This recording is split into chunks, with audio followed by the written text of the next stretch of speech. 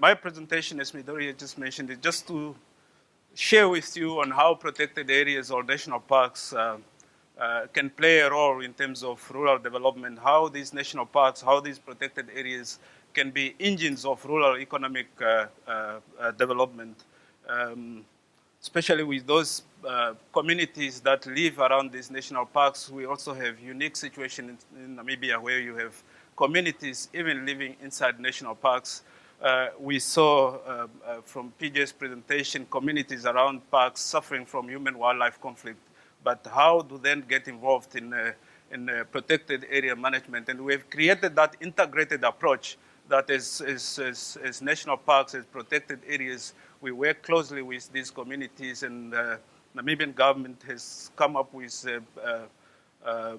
well-established community-based nature resource management program, and through the conservancy program, there's that integration of communities and these protected areas.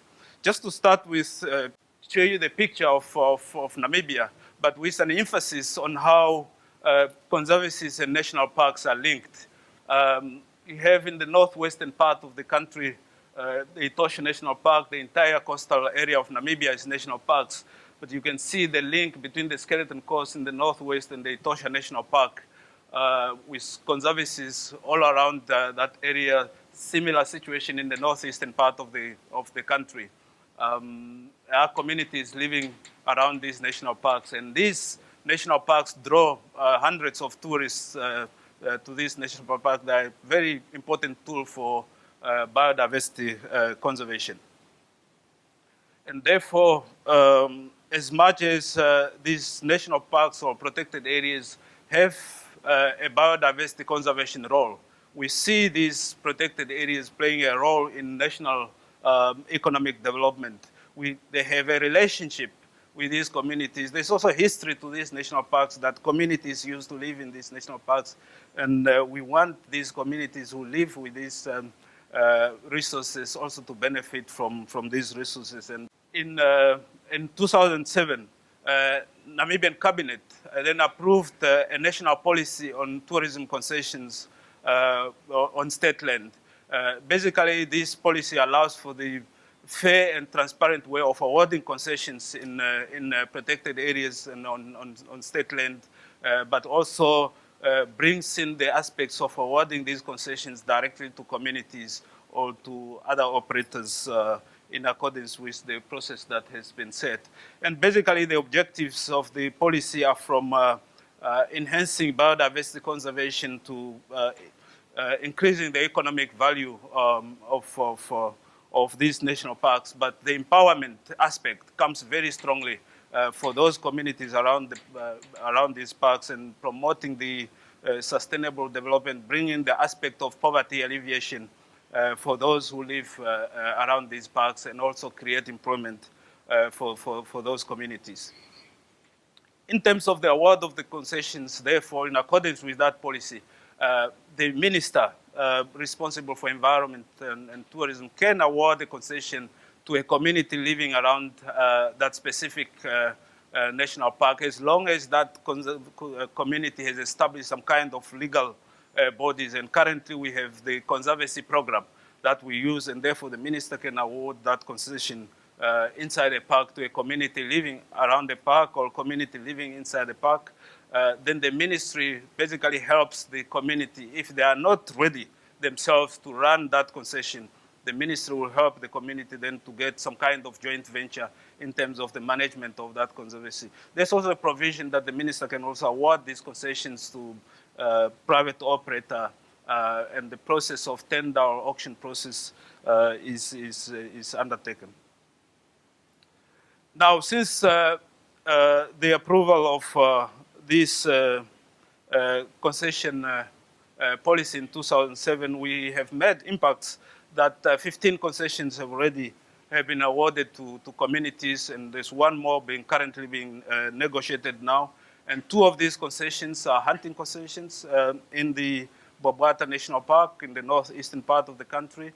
There are 10 concessions which are lodge concessions directly to communities, and 4 of the 16 are activity concessions. And these concessions, when the agreement is signed or the head concession contract, basically between 20 to 25 years for tourism concessions, but the hunting concessions are a bit shorter because this is consumptive utilization, and that is for 5 years. And normally we do them for 3 years with an option of extension for another 2 years. This map is just basically to show you the western part of the country where these 16 concessions have been awarded. Mainly the Skeleton Coast Park in the northwestern part of the country. You can see just northern part of the park is a linkage with a number of conservancies, and all these conservancies are now benefiting from the park, and they have concessions inside the park. You look at the famous Etosha National Park, there are 4 or 5 conservancies neighboring the Etosha National Park, and they've been awarded concessions inside the park. Just next to Skeleton Coast, we also have 3 tourism concession area, which cabinet has actually approved as tourism concession areas. No communities living inside, but there are communities neighboring those 3 concession areas where they've been given concessions inside those 3 concession areas. This is similar, but also in the northeastern part of the country, around the Khaldum National Park, we have 2 conservancies. They have a concession inside the Khaldum National Park on the Zambezi region, formerly Caprivi region. We also have concessions around national parks there. Now, this is just pictures to those concessions given. This is the one at Skeleton Coast concession, the Palambach. The Desert Rhino Camp, Palambach concession. This is also in the northwestern part of the country, the Itendeka concession. In the Khaldum National Park, we also have those 2 conservancies benefiting from there. This was actually the first concession which was awarded when the concession policy was approved in 2007. It started slow, but we're seeing an impact now. The construction of that lodge is almost finished right now. In the Babata National Park in the northeastern part of the country, with number community lodge there. And this is just to show, this is one concession in the Kunene region in the northwestern part of the country. All these people are local communities around these concessions around national parks, and now benefiting through employment through these concessions.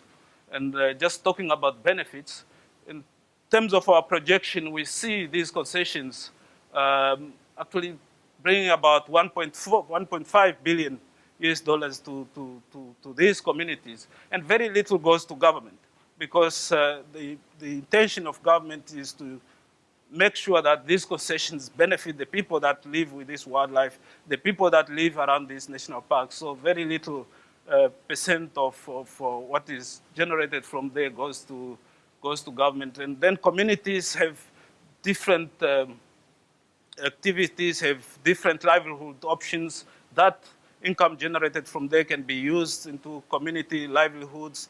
We have seen communities putting money into health sector. We have seen communities putting money into education of the children, the day-to-day livelihoods. They have quite a role to play. 340 permanent jobs will be created through these concessions. Some of these jobs have been created already, and 2,000 temporary local jobs. It may seem as a low number, but with a population of about 2 million people, that has an impact. And 340 people also bringing in the families of these communities employed into these conservancies. So this concession will further have an impact in terms of building upon our CBNRM program, which is generally seen as a good example of community-based natural resource management in Africa.